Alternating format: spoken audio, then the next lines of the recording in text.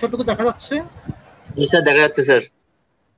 আচ্ছা, তাহলে গত ক্লাসে আমরা কমপ্লিমেন্ট সিস্টেমটুকু শুরু করছি, তার একটা ইম্পর্টেন্ট পাথওয়ে, ক্লাসিক্যাল পাথওয়ে তোমাদেরকে পড়ানো হয়েছে। তাহলে কমপ্লিমেন্ট সিস্টেম আমি তোমাদেরকে বলছি একটা ফুটবল ম্যাচের মতো, এখানে যেমন 22 জন প্লেয়ার সম্পৃক্ত থাকে এবং কিছু রেফারি সম্পৃক্ত থাকে, কমপ্লিমেন্ট সিস্টেমটা অনেকটা এরকম। এখন প্লেয়ারগুলো হচ্ছে আমাদের কমপ্লিমেন্ট প্রোটিন এবং রেফারিও থাকে কিছু কমপ্লিমেন্ট রেগুলেটরি প্রোটিন, সেটাতে পরে আসতেছি। তাহলে তোমাদেরকে গত ক্লাসে যেটা বলছিলাম যে একটা মাইক্রো অর্গানিজম যদি প্রবেশ করে তার এগেনস্টে অ্যান্টিবডি তৈরি হয় এবং অ্যান্টিবডির অ্যাক্সি পোর্শনের সাথে কমপ্লিমেন্ট সিস্টেমটুকু অ্যাড হয় এবং একটা সিরিজ অফ ইভেন্ট হয়, আর ওই ইভেন্টের ফলশ্রুতিতে মাইক্রো অর্গানিজমটুকু ডিস্ট্রাকশন হয়ে যায়। Okay, by formation of membrane attack complex. ঠিক আছে? সো মাইক্রো অর্গানিজমের পাশাপাশি এরকম কন্ডিশন আমাদের হিউম্যান সেলও হতে পারে। আরবিসির মেমব্রেনের এগেনস্টে অটো অ্যান্টিবডি তৈরি হলো। ওকে, তাহলে ওই অ্যান্টিবডিটা আরবিসি মেমব্রেনের সাথে অ্যাটাচ হয়ে গেল, কমপ্লিমেন্ট সিস্টেম অ্যাড হলো, ফলশ্রুতিতে আরবিসিটা ডিস্ট্রয় হয়ে গেল, মেমব্রেন একটা কমপ্লেক্স ফর্মেশনের মাধ্যমে আরবিসিটা ডিস্ট্রয় হয়ে গেল।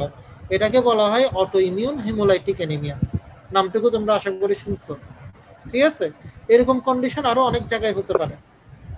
যতগুলো অটো ইমিউন ডিজিজ হয় তার মেন মেকানিজমই হচ্ছে গিয়ে এটা। ওকে, আচ্ছা। সো কমপ্লিমেন্ট সিস্টেম কাকে বলে? এটা আমরা বলছি যে they are protein in nature, approximately 20 in number, synthesized from liver, act as an enzyme. তারা যদিও প্রোটিন ইন নেচার কিন্তু কাজকর্ম হচ্ছে এনজাইমের মতো। ঠিক আছে, এবং তারা আমাদের হোস্ট ডিফেন্সে রোল প্লে করে, তারা ইননেট ইমিউনিটির কম্পোনেন্ট। ওকে, তারপরে প্রপার্টিস গুলো তোমাদেরকে আমি নোটে পাঠিয়ে দিচ্ছি, এখন যে নোটটা পাঠালাম ওখানে সবকিছু প্রপার্টিস গুলো পাবা। গত ক্লাসে পড়ানো হয়েছে, এটা নিয়ে আলোচনা করব না। সো কমপ্লিমেন্ট গুলা, কমপ্লিমেন্ট 1 2 3 4 5 6 এরকম করে 20 নাম্বার আছে। হ্যাঁ, তো কমপ্লিমেন্ট 1 থেকে 9 যেটা, সেগুলা আমাদের ক্লাসিক্যাল পাথওয়ের জন্য গুরুত্বপূর্ণ। এখানে ইন্টারেস্টিং বিষয় কি, আমরা কমপ্লিমেন্ট গুলা আবিষ্কার অনুযায়ী নাম রাখা হয়েছে। কমপ্লিমেন্ট যেটা প্রথম আবিষ্কার হয়েছে তার নাম রাখা হয়েছে 1, পরেরটা আবিষ্কার হওয়ার পরে তার নাম রাখা হয়েছে 2, কিন্তু ফাংশনালি যখন দেখা গেছে, দেখা যায় যে কমপ্লিমেন্ট 1 ইনভলভ হওয়ার পরে কমপ্লিমেন্ট 2 ইনভলভ হয় না, কমপ্লিমেন্ট 4 ইনভলভ হয়ে যায়। ঠিক আছে, তাহলে এই জায়গায় কোনো কনফিউশন রাখা যাবে না। ওকে, ফাংশনালি কমপ্লিমেন্ট 1 এর পরে কমপ্লিমেন্ট 4 অ্যাক্টিভেট হয়, কিন্তু অ্যাকর্ডিং টু ডিসকভারি কমপ্লিমেন্টগুলোর নাম রাখা হচ্ছে 1 2 3 4 এরকম করে। তারপরে তোমাদেরকে আমি যেটা বললাম যে কমপ্লিমেন্টগুলা দুইটা ফ্র্যাগমেন্ট থাকে, একটা লার্জ ফ্র্যাগমেন্ট, একটা স্মল ফ্র্যাগমেন্ট। ঠিক আছে, তারা অ্যাক্টিভেট হওয়ার পরে প্রোটিওলাইসিস হয়ে যায় এবং লার্জ ফ্র্যাগমেন্টটুকু মেইন সিকোয়েন্স অফ ইভেন্টে রয়ে যায়, মেইন ইভেন্টে রয়ে যায়। আর স্মল ফ্র্যাগমেন্ট যেটা এ, সেটা মেইন ইভেন্ট থেকে একটু দূরে সরে যায় এবং অন্যান্য ফাংশন করে থাকে, এবং এই ফাংশনগুলো গুরুত্বপূর্ণ। ঠিক আছে, এগুলো আমরা করব। তাহলে পরীক্ষার জন্য যেটা ইম্পর্টেন্ট সেটা হচ্ছে কি কমপ্লিমেন্ট সিস্টেম কিভাবে অ্যাক্টিভেশন হয়। অ্যাক্টিভেশন হওয়ার জন্য তাদের 3টা পাথওয়ে আছে। ইনিশিয়েশন হওয়ার পরে তাদের 3টা পাথওয়ে আছে, একটা ক্লাসিক্যাল পাথওয়ে, একটা অল্টারনেট পাথওয়ে, আর একটা হচ্ছে ল্যাকটিন পাথওয়ে। ক্লাসিক্যাল পাথওয়েটা অ্যান্টিবডি ডিপেন্ডেন্ট, ওই জন্য তাদেরকে বলা হয় অ্যাকোয়ার্ড ইমিউনিটির পাথওয়ে। আর বাকি দুইটা হচ্ছে কি অ্যান্টিবডি ইন্ডিপেন্ডেন্ট, ওই জন্য ওদেরকে বলা হয় ইননেট ইমিউনিটির পাথওয়ে। কিন্তু ওভারঅল কমপ্লিমেন্ট সিস্টেমটা হচ্ছে কি ইননেট ইমিউনিটির কম্পোনেন্ট। সো কমপ্লিমেন্ট অ্যাক্টিভেশনের 4টা বেসিক স্টেপ আছে, ফর্মুলাটা মনে রাখতে হবে। একটা হচ্ছে initiation of pathway, formation of C3 convertase, formation of C5 convertase and formation of membrane attack complex. ঠিক আছে, তাহলে এই সিকোয়েন্স অফ ইভেন্ট, এই 4টা ইভেন্ট 3টা কমপ্লিমেন্ট পাথওয়ে ফলো করে থাকে। তাহলে প্রথমে যেটা ছিল সেটা হচ্ছে কি ক্লাসিক্যাল পাথওয়ে। ঠিক আছে, so classical pathway antigen antibody কমপ্লেক্সের মাধ্যমে অ্যাক্টিভেট হয়। একটা অ্যান্টিজেন ঢুকলো, তার এগেনস্টে অ্যান্টিবডি ফর্মেশন হলো, অ্যান্টিবডি অ্যান্টিজেনের সাথে বাইন্ড করলো, অ্যান্টিবডির এফসি পোর্শনের সাথে কমপ্লিমেন্ট সিস্টেমটা বাইন্ড করলো, একটা কমপ্লিমেন্ট প্রোটিন মানে C1 অ্যাড হলো, তারপরে একটা সিকোয়েন্স অফ ইভেন্টস হলো। ঠিক আছে, তাহলে সিকোয়েন্স অফ ইভেন্টসে কি হচ্ছে সেটা আমরা একটু দেখি। অ্যানিমেশনটা তোমাদেরকে গত ক্লাসে দেখাচ্ছিলাম, তারপরে এখান থেকে আমরা শুরু করতেছি। সরি,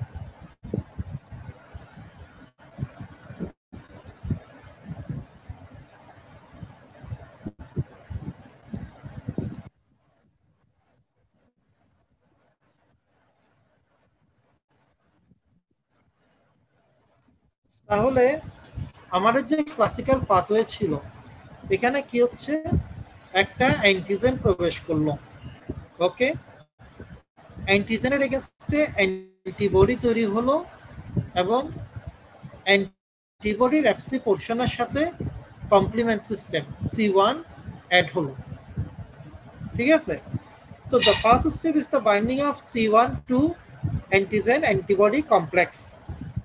ঠিক আছে, সো তারপরে কি হলো, এরপরে যেটা অ্যাক্টিভেট হবে, C4 is the second component of complement to be activated. C1 add হলো, তারপরে C1 এর সাথে C4 অ্যাড হলো। এখন C1 যেটা আছে সেটা একটা এনজাইমের মতো কাজ করবে, ওই জন্য তার নাম রাখা হয়েছে C1 স্ট্যারেজ। ওকে, সো C1 স্ট্যারেজ করে কি, C4 কে দুই ভাগে ভাগ করে দেয়, C4b এবং C4a। C4b টা বাইন্ডিং, B4 বাইন্ডিং, তাহলে মেইন ইভেন্টে C4b টা রয়ে যাবে। মনে করে একটা ব্যাকটেরিয়াল সেল ওয়াল, তাহলে সেল ওয়ালের সাথে C4b টা বাইন্ড করলো, আর C4a goes out of the reaction. এরপরে এই যে এক্সপোজ সাইটটুকু আছে C1 এর, সেখানের মধ্যে বাইন্ড করবে C2, তারপরে C1 স্ট্যারেজ কি করবে, C2 কে দুই ভাগে ভাগ করে দেবে, C2a C2b, তাহলে C2b মেইন ইভেন্টে রয়ে যাবে আর C2a goes out of the reaction. তাহলে এখন তুমি একটা সেল ওয়ালের মধ্যে, ব্যাকটেরিয়াল সেল ওয়ালের মধ্যে কি পেলা, C4b 2b পেলাম। এখন C4b 2b কে একসাথে বলা হচ্ছে C3 কনভার্টেজ। তাহলে তুমি তোমার দ্বিতীয় স্টেপটুকু পেলা, ফর্মুলার দ্বিতীয় স্টেপটুকুতে চলে আসলা, C3 কনভার্টেজ। এখন C3 কনভার্টেজ যেহেতু সেটা C3 এর উপর কাজ করবে, তাহলে পরবর্তী কমপ্লিমেন্ট যেটা অ্যাড হবে সেটা হচ্ছে C3। C3টা অ্যাড হওয়ার পরে C3টা দুই ভাগে বিভক্ত হয়ে যাচ্ছে, C3a C3b। C3a goes out of the reaction, C3b remain in the reaction. So the resultant C4b 2b 3b known as C5 convertase. That means তুমি তোমার ফর্মুলা তৃতীয় স্টেপে চলে গেলা। ঠিক আছে, তাহলে C5 কনভার্টেজ কাজ করে C5 এর উপর, দ্যাট মিন্স এখন C5 অ্যাড হবে। সো C5 অ্যাড হওয়ার পরে একইভাবে দুই ভাগে বিভক্ত হয়ে যাবে, C5b এবং C5a। C5b remain in the reaction, C5a goes out of the reaction. তারপরে C5b সাথে 6 7 8 9 অ্যাড হবে, এবং এই যে কমপ্লেক্সটুকু দেখলাম, এই একটা কমপ্লেক্স পাইলা, এটার নাম হচ্ছে মেমব্রেন অ্যাটাক কমপ্লেক্স। ঠিক আছে, এটার নাম হচ্ছে মেমব্রেন অ্যাটাক কমপ্লেক্স। এটা ব্যাকটেরিয়াল সেল ওয়ালের উপর জমা হলে সেল ওয়ালকে ছিদ্র করে দেবে, অথবা আমাদের হিউম্যান সেলের গায়ে জমা হলে, সারফেসে জমা হলে সেল মেমব্রেনটাকে ছিদ্র করে দেবে। এদের কাজই হচ্ছে গিয়ে পোর ফর্মেশন করা। ঠিক আছে, তাহলে মেমব্রেন অ্যাটাক কমপ্লেক্স হলো, মেমব্রেন অ্যাটাক কমপ্লেক্স ফর্মেশন হওয়ার পরে সেল ওয়াল বলো বা সেল মেমব্রেন বলো, পোর ফর্মেশন হবে। পোর ফর্মেশন হলে ওখানে আশেপাশের ওয়াটার এবং সলিউটগুলো এই পোর দিয়ে সেলের ভিতরে প্রবেশ করবে। ঠিক আছে, তাহলে প্রবেশ করার পরে সেল সোয়েলিং হবে, এবং সোয়েলিং হতে হতে একসময় রাপচার হয়ে যাবে। এটাকে আমরা বলতেছি সাইটোলাইসিস। ওকে, তাহলে এটাই হচ্ছে গিয়ে তোমার ক্লাসিক্যাল পাথওয়ে, একদম সোজা। ওকে, সো ক্লাসিক্যাল পাথওয়ে পরে যেটা হচ্ছে লেকটিন পাথওয়ে। লেকটিন পাথওয়ে পড়ার জন্য তোমাদেরকে একটা কথা মনে করাই দিতে চাই, যে সেল অর্গান সলিউবল কম্পোনেন্ট যখন আমরা পড়ছিলাম, ওখানে আমরা অ্যাকিউট ফেজ প্রোটিনের কথা পড়ছি। ঠিক আছে, এই অ্যাকিউট ফেজ প্রোটিন কি, এটা লিভার থেকে তৈরি হয় এবং কখন রিলিজ হয়, মেইনলি যখন ইনফেকশন অথবা টিস্যু ইনজুরি হয়। ঠিক আছে, টোটাল 12টা অ্যাকিউট ফেজ প্রোটিন থাকে, এই নামগুলো আমি তোমাদেরকে নোটে প্রোভাইড করছি। তার মধ্যে একটা কথা বলছিলাম যে প্রথম দুটো নাম মনে রাখতে হবে। একটা হচ্ছে সিআরপি, সি রিঅ্যাক্টিভ প্রোটিন, আর একটা হচ্ছে এমবিপি, ম্যানোস বাইন্ডিং প্রোটিন। ঠিক আছে? তো আমাদের ল্যাকটিন পাথওয়েতে এমবিপি রোল প্লে করে। এই এমবিপিটাই ল্যাকটিন পাথওয়েতে রোল প্লে করে। ওকে, আচ্ছা, এখন দেখো পরীক্ষার জন্য ইম্পর্টেন্ট হচ্ছে ক্লাসিক্যাল পাথওয়ে, কিন্তু আমাদের হিউম্যান বডিতে কোন কমপ্লিমেন্ট পাথওয়েতে সবার আগে অ্যাক্টিভ হয় এটা পরীক্ষা জিজ্ঞেস করে। ঠিক আছে? সেটা হচ্ছে কি ল্যাকটিন পাথওয়ে। আমাদের শরীরে যদি একটা মাইক্রো অর্গানিজম প্রবেশ করে, তখন সেটাকে ডেস্ট্রয় করার জন্য যে পাথওয়েটা প্রথম অ্যাক্টিভ হবে তার নাম হচ্ছে ল্যাকটিন pathway. Okay, so lectin pathway involve all complement component used for classical pathway except C1. Classical পাথওয়ের কম্পোনেন্ট ছিল C1 থেকে C9। ওকে, ল্যাকটিন পাথওয়েতে C2 থেকে C9 থাকবে এবং C1 এর পরিবর্তে অন্য কিছু অ্যাড হবে। C1টা এখানে কোনো রোল প্লে করবে না। ওকে, তাহলে দেখো কি অ্যাড হবে। Instead of C1 it is mediated through lectin protein, ওই যে ম্যানোস বাইন্ডিং প্রোটিন এমবিপি, ওটার অপর নাম হচ্ছে mannose binding lectin of the host. That means আমাদের হিউম্যান বডিতে লিভার থেকে ম্যানোস বাইন্ডিং প্রোটিন বা ম্যানোস বাইন্ডিং লেকটিনটা রিলিজ হয়। ওকে, that interact with mannose residue present on microbial surface polysaccharide। ঠিক আছে?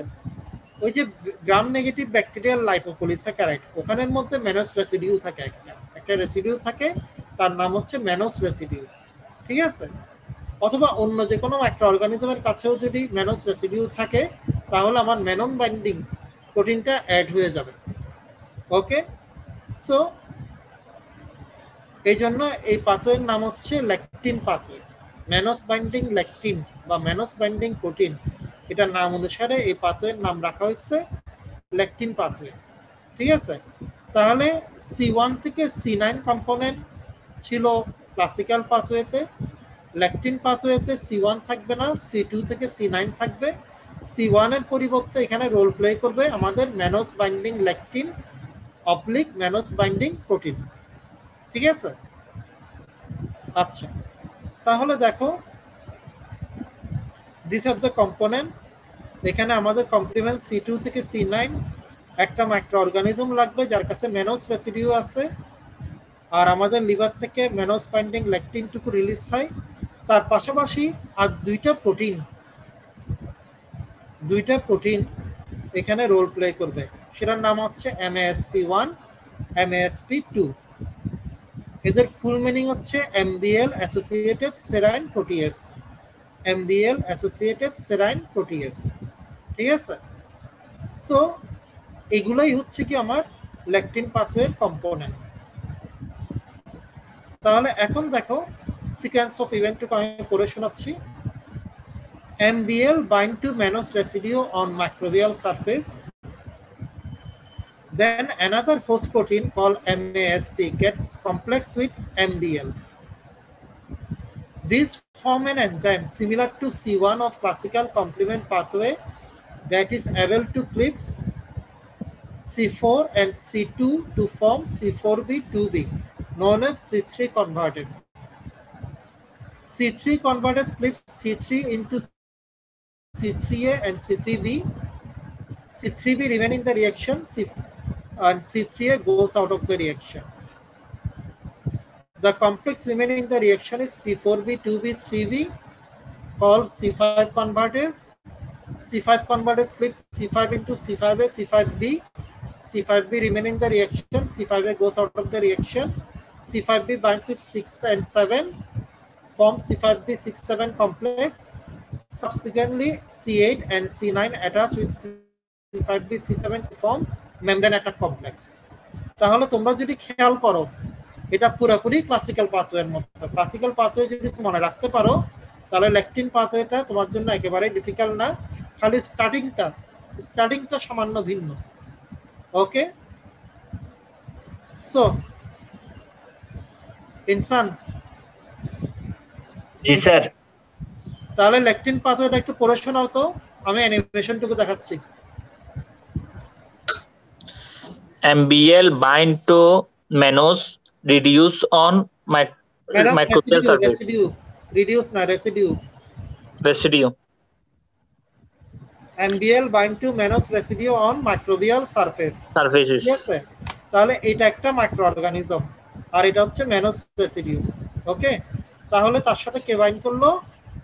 ম্যানোস বাইন্ডিং লেকটিন অথবা ম্যানোস বাইন্ডিং প্রোটিন, একই কথা, জিনিসটা সেম, খালি ভিন্ন ভিন্ন নাম।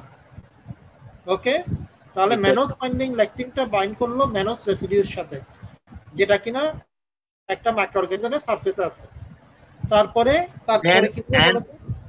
Then another host protein called MASP gets complexed with MBL.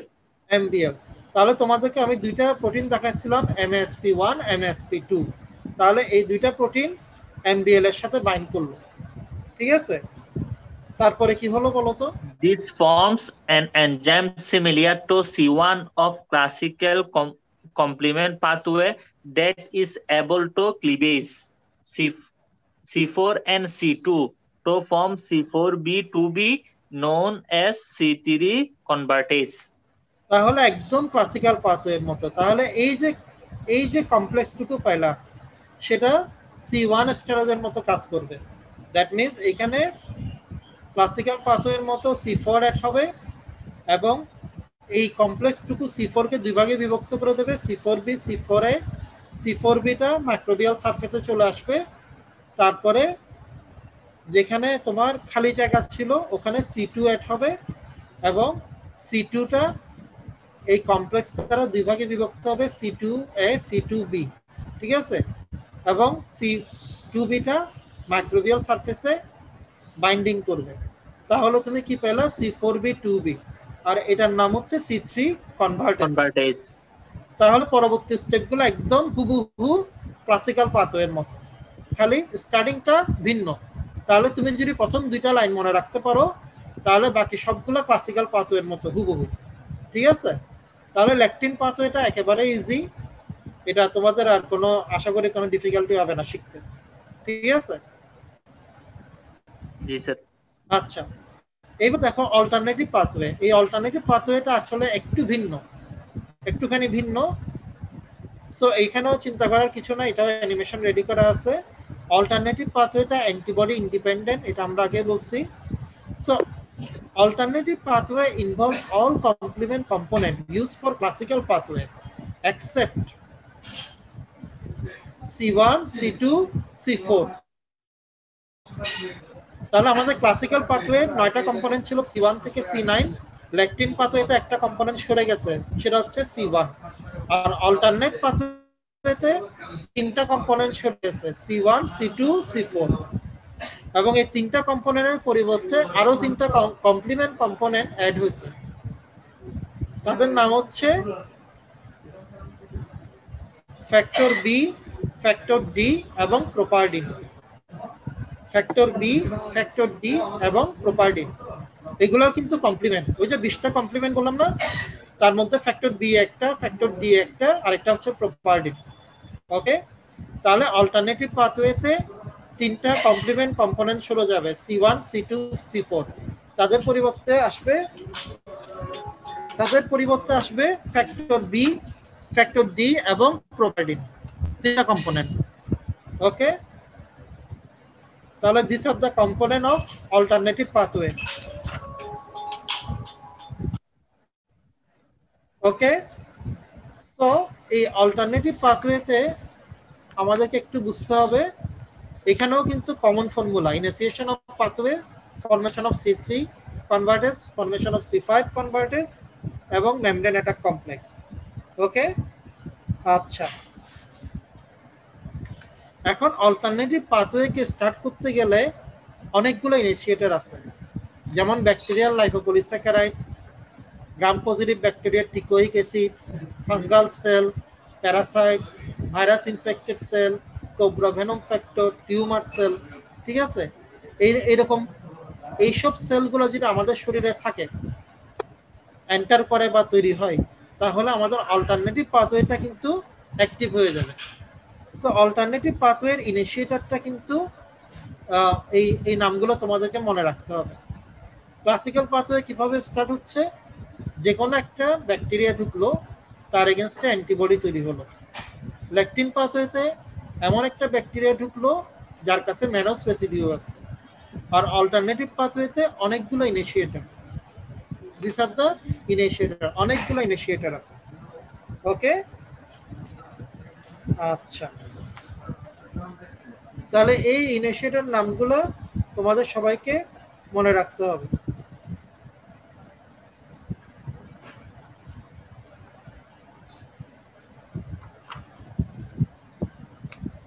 আচ্ছা, এখন আমি একটু পড়ে শোনাচ্ছি, পড়ে শোনানোর পরে অ্যানিমেশনটুকু দেখাবো। ভালো করে খেয়াল করো, তারপর ইনসান পড়ে শোনাবে। The first complement component to be involved in alternative pathway is free C3 in serum.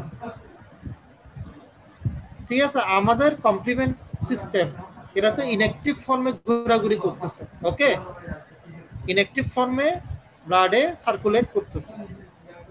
So complement system C1 থেকে একদম 20 পর্যন্ত আছে, যারা কিনা ইনঅ্যাক্টিভ ফর্মে ব্লাডে ঘোরাঘুরি করতেছে। তাহলে মনে করো একটা অর্গানিজম প্রবেশ করলো যার কাছে টিকোইক অ্যাসিড আছে অথবা লাইপোপলিস্যাকারাইড আছে, অথবা এটা একটা ফাঙ্গাল সেল, যেটাই হোক না কেন একটা প্রবেশ করলো। তাহলে এখানে কি হয় জানো, আমাদের যে C3 যেটা আছে সেটা হচ্ছে কি একটু দুর্বল প্রকৃতির।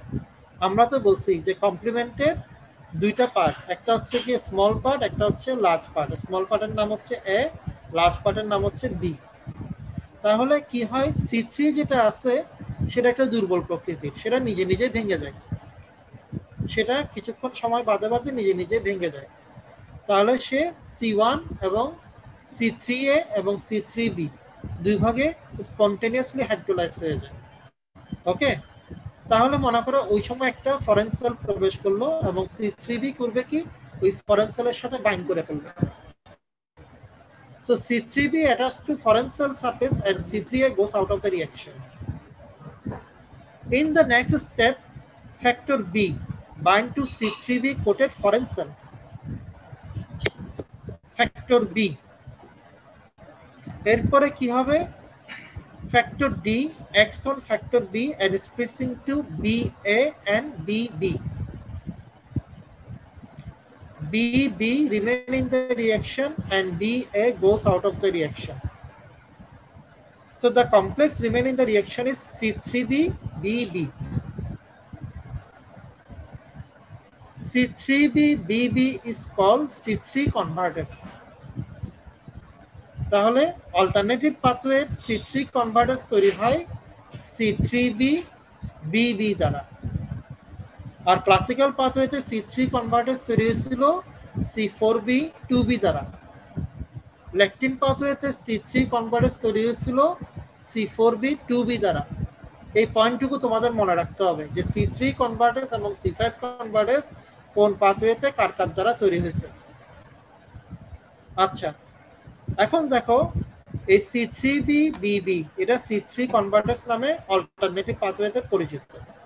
So C3B BB has very short half life. Okay, so it is stabilized by another complement protein called propardin. এখন কি হলো, সে যখন স্টেবিলাইজ হলো, একটু শক্ত সমর্থ হলো, then this C3 convertase clips like আরো অনেক ইনটেক্স C3 কি সার্কুলেশনে আছে। ওকে, সো C3 কনভার্টাস করে কি, যেগুলো ইনটেক্স C3 ছিল সেগুলোকে C3A C3B দুই ভাগে বিভক্ত করে দিচ্ছে। সো একইভাবে C3B remain in the reaction, C3A goes out of the reaction. The complex remain in the reaction is C3B BB and 3B and it is known as C5 convertase.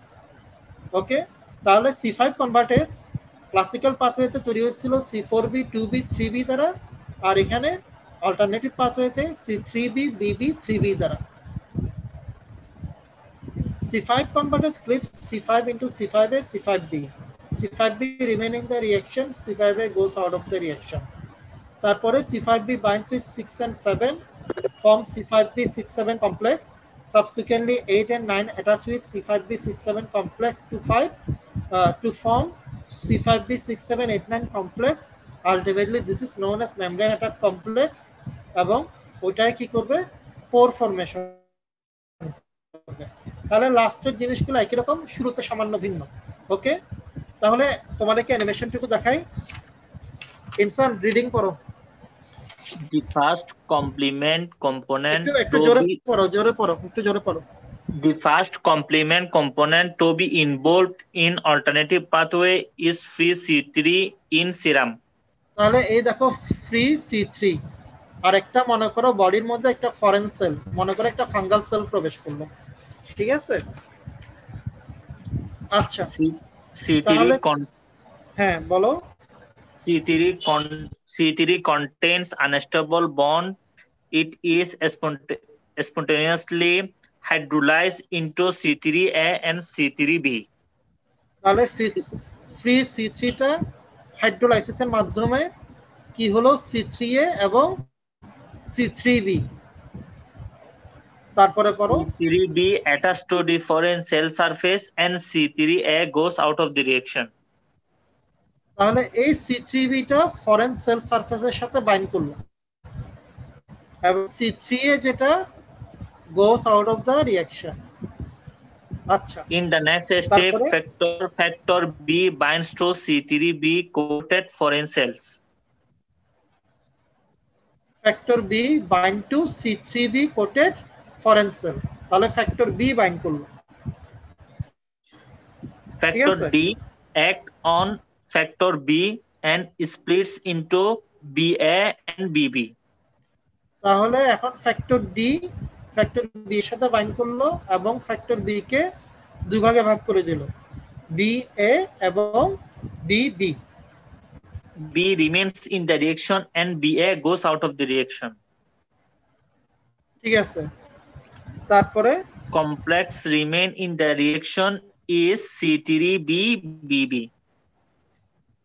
The complex remain in the reaction is C3B BB. তাহলে it is called C3 convertase. Foreign cell সারফেসে C3B আগে থেকে ছিল, তার সাথে factor B add হচ্ছে, তার সাথে ফ্যাক্টর D অ্যাড হলো। ফ্যাক্টর D ফ্যাক্টর B কে দুই ভাগে ভাগ করে দিল, BA BB। তাহলে BA তো চলে গেছে, তাহলে BBটা রয়ে গেল। তাহলে আলটিমেটলি কি পাওয়া গেল? C3B BB। ওকে, আর এদেরকে আমরা এখন কি বলতেছি? C3 convertase. ওকে, C3B BB কে আমরা বলতেছি C3 convertase। তারপরে বলো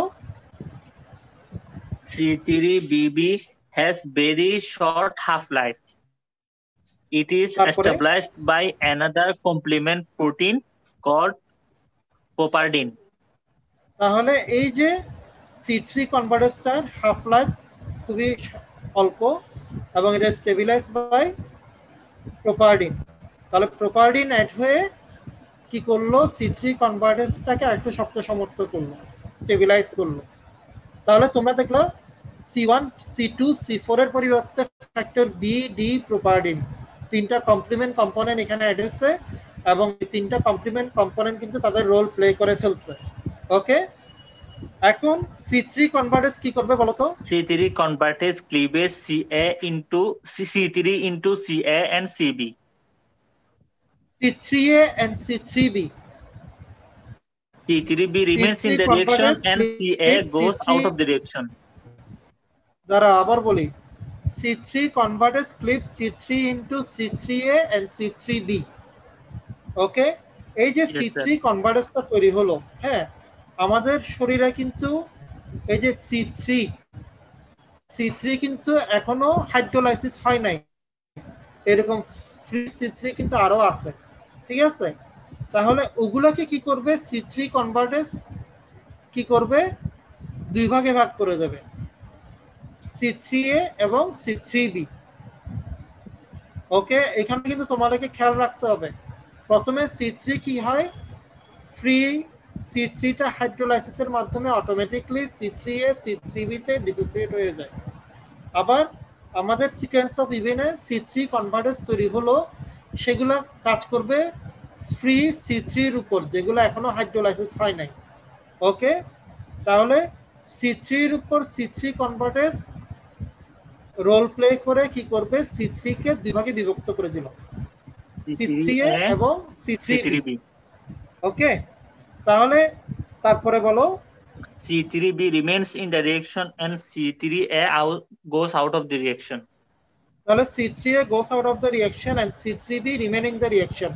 মনে রাখবা রিঅ্যাকশন গুলো কিন্তু এই ফরেন সেল সারফেসে হচ্ছে। ওকে, তাহলে এখন কি হচ্ছে বলো তো? The complex remain in the reaction is C3B-BB3B. The complex remain in the reaction. The complex remain in the reaction is C3B-BB3B। ওকে, এটা মনে রাখতে হবে, C3B-BB3B এই কমপ্লেক্সটুকু ফরেন সেল সারফেসের গায়ে এখন আছে। ওকে, and it is known as what? C5 convertase. It is known as C5 convertase। তারপরে বলো C5 convertase cleavage C5 into C5A and C5B. তাহলে C5 কে ক্লিপ করে C5B এবং C5A। তারপরে C5B remains in the reaction and C5A goes out of the reaction. তাহলে C5B remain in the reaction, C5A goes out of the reaction। তারপরে C5B binds with C6 and C7. তাহলে C6 C7 C5B এর সাথে bind করলো and form C5B67 complex. C5B67 complex। ওকে, তারপরে subsequently C8 and C9 attached with C5B67 to form C5B6789 complex. It is called MSC. It is known as membrane attack complex। ঠিক আছে, আর এই membrane attack কমপ্লেক্সটা কি করবে? সাইটোলাইসিস। ওকে, তাহলে আশা করি alternative পাথওয়েটাও তোমাদের শিখতে খুব একটা কঠিন হবে না। ঠিক আছে, তো পরীক্ষার জন্য ক্লাসিক্যাল পাথওয়েটা বেশি ইম্পর্টেন্ট, কিন্তু বাকিগুলো তুমি না পড়ে আসতে পারবে না। তাহলে এখানে টেকনিক্যাল কয়েকটা টার্ম আছে। Classical pathway, alternative pathway, lectin পাথওয়েতে C3 কনভার্টেসের কম্পোনেন্ট কি, C5 কনভার্টেসের কম্পোনেন্ট কি, আর মেমব্রেন অ্যাটাক কমপ্লেক্সের কম্পোনেন্ট কি। তো মেমব্রেন অ্যাটাক কমপ্লেক্সের কম্পোনেন্ট C5B6789 তিনটা পাথওয়েতে সেম। ওকে, এবং ক্লাসিক্যাল পাথওয়ে এবং লেকটিন পাথওয়েতে C3 কনভার্টেস এবং C5 কনভার্টেস সেম, খালি অল্টারনেটিভ পাথওয়েতে এসে কম্পোনেন্টগুলো সামান্য ভিন্ন হয়ে গেছে। তাহলে এই টেকনিক্যাল পয়েন্টগুলো সবাইকে মনে রাখতে হবে। ঠিক আছে, তাহলে এই তিনটা পাথওয়ের মাধ্যমে একটা ফরেন সেল যখন শরীরে প্রবেশ করে, তখন এই কমপ্লিমেন্ট সিস্টেমটা করে কি, ওই ফরেন সেলটাকে ডেস্ট্রয় করে। ঠিক আছে, সে যেমন ফরেন সেলকে ডেস্ট্রয় করতে পারে, সে চাইলে কিন্তু আমাদের নিজস্ব সেলকেও ডেস্ট্রয় করতে পারে। ঠিক আছে, ওই কন্ডিশনগুলোকে বলি আমরা অটো ইমিউন ডিজিজ। ওখানে মেনলি অ্যান্টিবডি রোল প্লে করে, তার সাথে কমপ্লিমেন্ট সিস্টেমটুকু অ্যাড হয়, এবং এই পাথওয়ের মাধ্যমে, বিশেষ করে ক্লাসিক্যাল পাথওয়ের মাধ্যমেই আমাদের সেলের, নিজস্ব সেলেরও ক্ষতি হয়ে থাকে। ওকে, সো এই তিনটা পাথওয়ে কিন্তু খুবই গুরুত্বপূর্ণ, তার মধ্যে ক্লাসিক্যাল পাথওয়ে সবথেকে গুরুত্বপূর্ণ। ওকে, তাহলে এই তিনটা পাথওয়ে কিন্তু তোমরা পড়ে ফেলছো, এই তিনটা পাথওয়ে তোমরা পড়ে ফেলছো, এবং আশা করি এখানে তোমাদের কোনো সমস্যা হবে না। ওকে, এবার দেখো কমপ্লিমেন্টের কিছু বায়োলজিক্যাল ইফেক্ট থাকে। কমপ্লিমেন্টের কিছু বায়োলজিক্যাল ইফেক্ট থাকে, ওই বায়োলজিক্যাল ইফেক্টগুলোর নাম বলে আজকে আমি শেষ করে দেবো, ইফেক্টগুলো পরবর্তী ক্লাসে পড়াবো। ওকে, 1 নম্বর হচ্ছে অ্যানাফাইলাটক্সিন, 2 নম্বর হচ্ছে অপসোনাইজেশন, 3 নম্বর হচ্ছে কেমোটেক্সিস, 4 নম্বর হচ্ছে সাইটোলাইসিস, 5 নম্বর হচ্ছে এনহ্যান্সমেন্ট অফ অ্যান্টিবডি প্রোডাকশন। পরীক্ষায় এটা আসে, what are the biological effect of complement. ঠিক আছে, তাহলে এই যে নামগুলা, নামগুলো একটু খটমটো লাগতেছে, কিন্তু পরবর্তীতে এগুলো ইজি হয়ে যাবে। Anaphylatoxin, opsonization, chemotaxis, cytolysis, enhancement of antibody production. ঠিক আছে, এখানে মেনলি আমাদের যে কম্পোনেন্টগুলো ছিল, যেগুলো বলছিলাম গোস আউট অফ দ্য রিঅ্যাকশন, ওগুলো কিন্তু মেনলি এই বায়োলজিক্যাল ইফেক্টগুলো প্রডিউস করে। ঠিক আছে, সাইটোলাইসিস যেমন প্রডিউস করে মেমব্রেন অ্যাটাক কমপ্লেক্স, আর বাকিগুলা মেনলি প্রডিউস বাই আমাদের এ কম্পোনেন্টগুলা। ঠিক আছে, তাহলে পরবর্তী ক্লাসে অল্প একটু পড়া বাকি আছে, এটা আজকে আর পড়ালাম না, পরবর্তী ক্লাসে যদি হয় এটা নিয়ে ডিসকাশন করব। ওকে, ঠিক আছে, তাহলে আমি পার্সেন্টেজটুকু নিয়ে ফেলতেছি। Okay sir.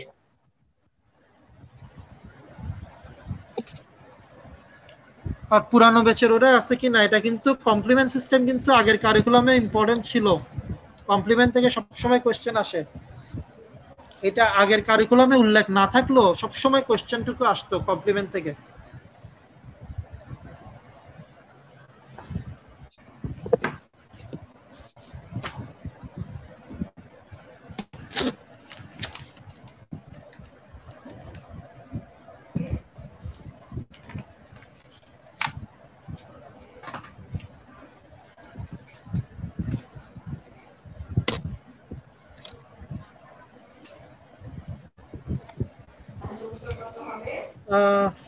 Roll number 1 one তো নাই sir. Sorry roll number 2 রোপনা। Sir, present, sir.